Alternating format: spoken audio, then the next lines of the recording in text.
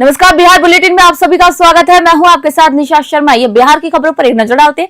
सबसे पहली खबर आपको देते हैं जमुई से। हावड़ा पटना दिल्ली मुख्य रेल मार्ग पर शनिवार की देर रात एक बड़ा रेल हादसा हो गया। जमुई जसीडीह रेलखंड के सिमलतलहा स्टेशन के पास पुल संख्या 676 पर सीमेंट से लदी एक मालगाड़ी दुर्घटनाग्रस्त हो गई। आपको बता दें कि इस हादसे में मालगाड़ी के 17 डिब्बे पटरी से उतर गए, जिनमें से कई डिब्बे पुल के नीचे बड़ुआ नदी में जा गिरे और करीब 1 दर्जन डिब्बे आपस में टकराकर डाउन लाइन पर आ गए। हादसा शनिवार रात करीब 11:30 बजे का बताया जा रहा है, जिसके बाद से अप और डाउन दोनों लाइनों पर ट्रेनों का परिचालन पूरी तरीके से ठप हो गया है। रात भर गुजरने वाली करीब 2 दर्जन एक्सप्रेस और पैसेंजर ट्रेन विभिन्न स्टेशनों पर फंसी रही, जिससे कि कड़कड़ाती ठंड में यात्रियों को भी भारी परेशानी का यहाँ पर सामना करना पड़ा। मालगाड़ी के ड्राइवर कमलेश कुमार और गार्ड मनीष कुमार पासवान सुरक्षित बताए जा रहे हैं। वहीं आसनसोल रेल मंडल के पीआरओ ने यहाँ पर कहा कि राहत और बचाव दल की टीम भी आसनसोल से रवाना हो चुकी है और युद्ध स्तर पर पटरी साफ करने का यहाँ पर कार्य किया जा रहा है। अधिकारियों के मुताबिक मालगाड़ी के कुल 42 डिब्बों में से 23 सुरक्षित हैं, जबकि 17 डिब्बे पूरी तरीके से क्षतिग्रस्त होकर पटरी से उतर चुके हैं। फिलहाल रेलवे का प्राथमिक डाउन लाइन को जल्द से जल्द बहाल करने पर है। जमुई से विकास पांडे की रिपोर्ट आपको दे रहे हैं। खबर बक्सर से। बक्सर पुलिस को रविवार सुबह एक बड़ी सफलता हाथ लगी। तस्करों ने प्रशासनिक दबाव के चलते करोड़ों रुपए मूल्य की चंदन लकड़ियों को शहर के जमुना घाट पर लावारिस हालत में फेंक दिया। पुलिस ने मौके पर पहुंचकर कीमती लकड़ियों को अपने कब्जे में लिया है।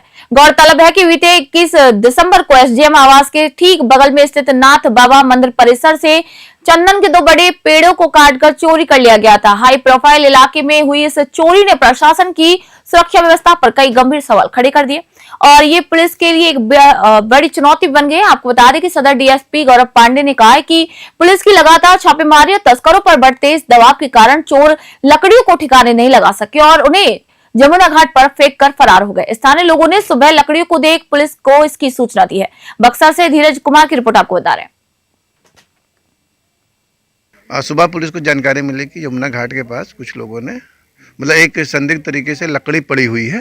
तो जब हम लोग आकर के जब देखे कि वो नाथ बाबा में जो चोरी हुई थी लकड़ी, वही चंदन की लकड़ी है, तो हम लोग ये देख रहे हैं कौन से गिरोह इसमें हो सकता है कि जो पुलिस की दबिश से या पुलिस के अनुसंधान से डर करके यहाँ पे छोड़ के गया है, क्या इस प्रकार हुआ है मामला। ठीक सभी जितने मतलब चोरी हुआ था सारा बरामद हुआ जी। 2 लकड़ी चोरी हुई थी, दोनों लकड़ियाँ यहाँ पे मिली। अभी जो बरामद हुआ है एक पेड़ का ही 2 लकड़ी बरामद हुआ है। अभी एक मोटा वाला जो सिल्ली है वो नहीं मिला है। अच्छा। ये चोरी कब कहाँ का था सर? सोमवार को अतवार के रात की घटना थी जो आज बरामद हुआ है। लेकिन चोरों ने सारा लकड़ी फेंक दिया यहाँ पर? सारा लकड़ी नहीं है, एक पेड़ का ये सारा लकड़ी है। लेकिन अभी बाकी है? एक अभी बाकी है। एक पेड़ का बाकी? हाँ, एक पेड़ का अभी सिल्ली बाकी है। जो मोटा वाला पेड़ था उसका सिल्ली नहीं मिला है। प्रशासन से क्या कहना चाहेंगे आप? प्रशासन से क्या कहना चाहेंगे? प्रशासन से अभी एक पेड़ का लकड़ी रह गया है, वो भी बरामद करे। हम लोग यही चाहेंगे। ठीक सर। आपका परिचय सर? आपका परिचय सर? शंभुनाथ पाठक। खबर लखीसराय से। लखीसराय के कवैया थाना क्षेत्र के मकुना गांव के निकट बाईपास स्थित एक घर में बीती रात नकाबपोश अपराधियों ने डकैती की बड़ी वारदात को अंजाम दे दिया। हथियारबंद अपराधियों ने परिजनों को बंधक बनाकर करीब 2 से 3 लाख रुपए के जेवरात और नकदी लूट लिए। पीड़ित परिवार के मुताबिक रात करीब 1:30 बजे 6 नकाबपोश अपराधी सीढ़ी के रास्ते छत से घर में दाखिल हुए। अपराधियों ने सभी सदस्यों को हथियार के बल पर एक जगह पर बंधक बना लिया। विरोध करने पर उनके साथ मारपीट भी की। करीब 1.5 घंटे तक अपराधियों ने पूरे घर को खंगाला और लूटपाट करने के बाद आसानी से फरार हो गए। घटना की सूचना मिलते ही कवैया थाना पुलिस मौके पर पहुंची और थाना प्रभारी अमित कुमार ने इस मामले की गंभीरता को देखते हुए त्वरित कार्रवाई भी शुरू कर दी। पुलिस ने इस मामले में अब तक 3 संदिग्धों को हिरासत में लिया है और उनसे पूछताछ की जा रही है। इस घटना के बाद से इलाके के लोगों में दहशत का भी माहौल बना हुआ है। लखीसराय से संतोष कुमार गुप्ता की रिपोर्ट आपको दे रहे हैं।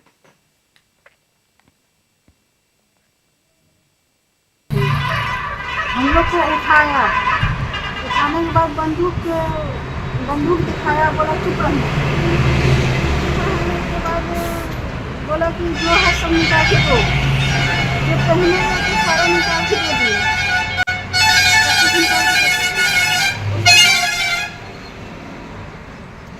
इसके पापा को हाथ पर आग सब कुछ बांध दिया, बांध के उसको हॉल में रख दिया। हमसे सारा सामान निकलवाया, सारा सामान निकाल दिए, 10-20 हज़ार रुपया भी था, सब कुछ दे दिए। उसके बाद हुआ कि बोला कि इतने सामान नहीं है और निकालने तो हम मार देंगे, मारने का धमकी दिया। कितने लोग से वो लोग थे? 6 लोग, 6 लोग। सबके पास हथियार, सभी अपराधकर्मी के पास हथियार थे। सबके पास हथियार। बाईपास मखना वार्ड नंबर 29 का निवासी हूँ। रात्रि 1:30 बजे सोए हुए अवस्था में शाहनका पोस्ट डकैत ऊपर से सीढ़ी के माध्यम से नीचे मेरे रूम में सोए हुए अवस्था में उठा के हाथ गोड़ बांध के, मुंह में गमछी बांध के, आँख पर पट्टी बांध कपड़ा बांध के और बैठा दिया और मेरी पत्नी से सारी गहना जेवर कपड़ा अत्या सब कुछ देखने लगा, जांच करने लगा, रुकी जाती सर। और 1.5 घंटा तक रात में ये सिलसिला चलते रहा। कितने बजे की घटना है ये? 1:30 बजे रात में। कितना देर अपराधी लोग आपके यहाँ रहा? 1.5 घंटा रहा। 1.5 घंटा लूट को अंजाम दिया है? हाँ। अच्छा, इसके बाद आप क्या किए? 112 पर डायल किए तो तुरंत पुलिस आ गई।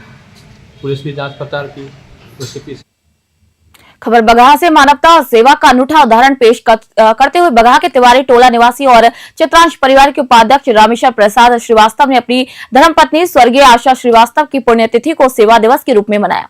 अवकाश प्राप्त रेलवे अधिकारी रामेश्वर प्रसाद श्रीवास्तव ने इस भावुक अवसर पर वनवासी कल्याण आश्रम के सहाय और जरूरतमंद बच्चों को अपने आवास पर आमंत्रित किया। उन्होंने बच्चों को न केवल अत्यंत सम्मान के साथ भोजन कराया बल्कि कड़ाके की ठंड को देखते हुए सभी बच्चों के बीच कंबल का भी वितरण किया। इस सेवा कार्य में समर्पण ट्रस्ट बगहा के संरक्षक सुबीर कुमार भी यहां पर शामिल हुए। उन्होंने बच्चों के साथ जमीन पर बैठकर भोजन किया जो सामाजिक समरसता का सुंदर दृश्य था। कार्यक्रम के दौरान रामेश्वर प्रसाद के परिजन, इष्ट मित्र और रिश्तेदार भी यहां पर मौजूद रहे। पश्चिमी चंपारण बगहा से मनोज श्रीवास्तव की रिपोर्ट आपको दे रहे हैं। खबर शेखपुरा से अनुसूचित जाति और जनजाति परिवारों की आर्थिक स्थिति मजबूत करने और उनकी आय दोगुनी करने के उद्देश्य से शेखपुरा जिला पशुपालन कार्यालय में समेकित सुकर विकास योजना के तहत वितरण कार्यक्रम आयोजित किया गया। जिला प्रशासन पदाधिकारी राजीव कुमार सिन्हा ने कहा कि इस योजना के तहत कुल 15 चयनित लाभुकों के बीच सुकर का वितरण किया गया। योजना की कुल लागत 21,060 रुपए है, जिस पर सरकार 18,954 का भारी अनुदान दे रही है। आपको बता दें कि लाभार्थियों को महज 2,106 रुपए के अंशदान पर 2 मादा और 1 नर सुकर उपलब्ध कराए गए हैं। पशुपालन पदाधिकारी ने स्पष्ट किया कि इन पशुओं के साथ इंश्योरेंस का भी लाभ दिया जा रहा है ताकि लाभुकों को किसी भी प्रकार के नुकसान का जोखिम न रहे। इस वितरण कार्यक्रम के दौरान पशुपालन विभाग के कर्मी विपिन कुमार झा सहित कार्यालय के अन्य सदस्य और बड़ी संख्या में ग्रामीण मौजूद रहे। शेखपुरा से रंजन कुमार की रिपोर्ट आप देख रहे हैं। लेकिन सुकर विकास योजना के तहत गरीब दलित लोगों को 3 सुकर, 2 नर, 2 मादा, 1 नर दिया जा रहा है, जिसका लागत मूल्य 21,606 रुपया है। लेकिन 90% अनुदान दे करके इसको 21,006 रुपया में लाभ दिया जा रहा है। कितना 15 लाभों को दिया जा रहा है। क्या उद्देश्य है इस कार्यक्रम? इस कार्यक्रम का उद्देश्य है कि लाभान्वितों को आत्मनिर्भर बनाना है। मॉनिटरिंग भी होगी, मॉनिटरिंग भी की जाएगी? इसकी मॉनिटरिंग की जाएगी। समय समय पर पशु चिकित्सक जा करके अपना देखेंगे और जो उनको उचित सलाह होगा तो दिया जाएगा और कुछ अस्पताल से कुछ लाभ उनको दिया जाएगा दवा उवा का। 15 लाभुक को 2 मादा और 1 नर सुकर का वितरण किया गया है।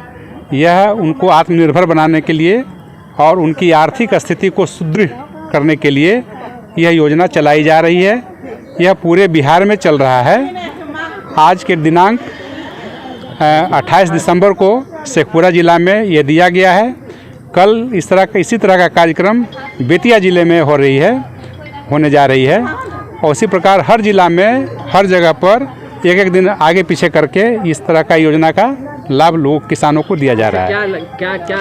क्या उद्देश्य है इसका? इससे उद्देश्य है कि दलित और अनुसूचित जाति, अनुसूचित जनजाति के जो परिवार हैं उनको आर्थिक स्थिति के स्तर को ऊपर उठाना है।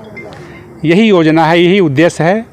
हमारे मुख्यमंत्री द्वारा ये चलाई जा रही है। इस योजना का यही एक मकसद है। खबर जहानाबाद से। कड़ाके की ठंड और शीतलहर के बावजूद जहानाबाद के राजा बाजार क्षेत्र में केसरवानी वैश्य सभा की एक भव्य बैठक आयोजित की गई। सैकड़ों की संख्या में उमड़ी समाज के लोगों की भीड़ ने अपनी एकजुटता का यहां पर परिचय देते हुए संगठन की मजबूती पर जोर दिया। बैठक का मुख्य एजेंडा जिले में केसरवानी समाज के संगठनात्मक ढांचे को सुदृढ़ करना था। सभा को संबोधित करते हुए वक्ताओं ने कहा कि सामाजिक, शैक्षणिक और आर्थिक उन्नति के लिए संगठन का मजबूत होना अनिवार्य है। इसी दौरान निर्णय लिया गया कि जिले के सभी प्रखंडों में संगठन की नई इकाइयों का गठन किया जाएगा ताकि समाज का हर व्यक्ति इस सक्रिय मंच से जुड़ सके। जहानाबाद नगर अध्यक्ष राजेश केसरी ने समाज से एकजुट रहने की मार्मिक अपील सभी से की। वहीं मनीष केसरी, प्रमोद केसरी, सत्येंद्र कुमार केसरी और इंदर केसरी सहित कई लोग यहां पर मौजूद रहे। आपको बता दें कि समाज सेवियों ने संगठन की भावी रूपरेखा और सांस्कृतिक पहचान को बचाए रखने जैसे मुद्दों पर भी यहां पर अपने विचार साझा किए। जहानाबाद से वरुण कुमार की रिपोर्ट आप देख रहे हैं। जहानाबाद क्षेत्र में बहुत पिछड़ा हुआ था। अभी कुछ युवा वर्ग और कुछ विशेष हम लोग ऊपर उम्र वाले लोगों को अपना एक टीम में रख करके एक संगठन गठित किए हैं, जिसकी वजह से होगा अभी कि हम लोग समूचे लोगों को जागरूक करेंगे। बहुत दिन से नहीं, शायद पहली बार हमारे अनुमान से यहाँ इस तरह का बैठक किया जा रहा है। हाँ, हमारे यहाँ तो कभी बैठक हुआ नहीं था।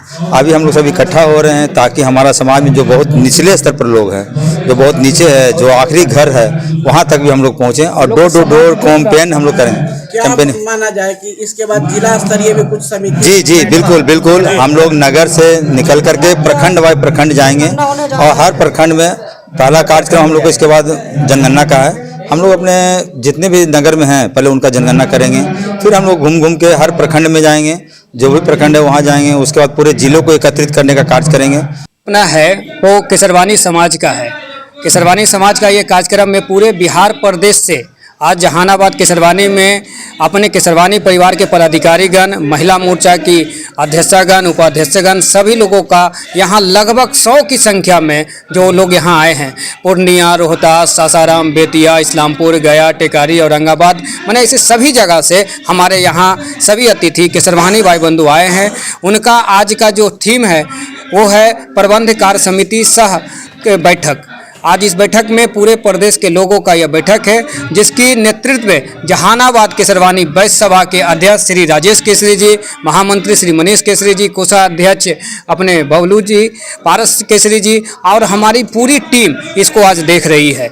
इसका मेन मोटिव हमें यहाँ कराने का ये है कि हमारा जो केसरवानी समाज है वो समाज सबको लेकर चलता है। हमारा जो थीम लिखा था केसरवानी वैश्य सभा, केसरवानी कहने का मतलब जो हम केसरवानी हैं, वैश्य में जितने भी हमारे समाज के भाई बंधु वैश्य से लोग आते हैं वो सभी और सभा जो हम सब एक जगह बैठते हैं। बस यही कहना चाहेंगे कि अभी हमारी केसरी समाज का मीटिंग चल रहा है और यहाँ पे कहा गया कि हम केसरी समाज के लिए कुछ ना कुछ बच्चों लोग के लिए करेंगे, जैसे कि एक स्कूल बनेगा जिसमें गरीबी बहुत तरह के हैं, गरीब परिवार भी है केसरी में, उन लोग को पूरा सपोर्ट दिया जाएगा पढ़ाई के माध्यम में। फिर आश्रम खुलेगा और सामूहिक विवाह भी किया जाएगा।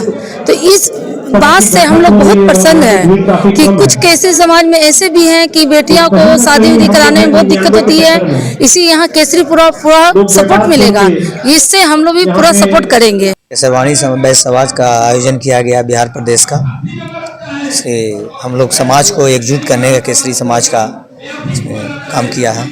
ऐसा लग रहा था कि बहुत दिनों के बाद इस तरह का। हाँ, बहुत दिनों का बाद हुआ है, बहुत दिनों का बाद हुआ है। ऐसा बहुत पिछड़े हम लोग हैं, पीछे थे हम लोग। मतलब केसरवानी समाज को किस तरह से आप जोड़ना चाहेंगे, जो कि चूंकि आप प्रदेश अध्यक्ष हैं, तो इसके लिए क्या? प्रदेश अध्यक्ष नहीं है, अध्यक्ष है, जहानाबाद अध्यक्ष, जहानाबाद नगर का अध्यक्ष है, नगर के अध्यक्ष हैं। नगर का अध्यक्ष। तो किस तरह से लोगों को जोड़ेंगे कि ताकि वो अपने हक की लड़ाई के लिए बात करें, हक की बात करें? इसको जोड़ना चाह रहे हैं हम लोग अपने स्तर से। हम लोग बिहार बुलेटिन में फिलहाल इतना ही। देश दुनिया खबरों के लिए देखते रहिए News 21। तब तक के लिए नमस्कार।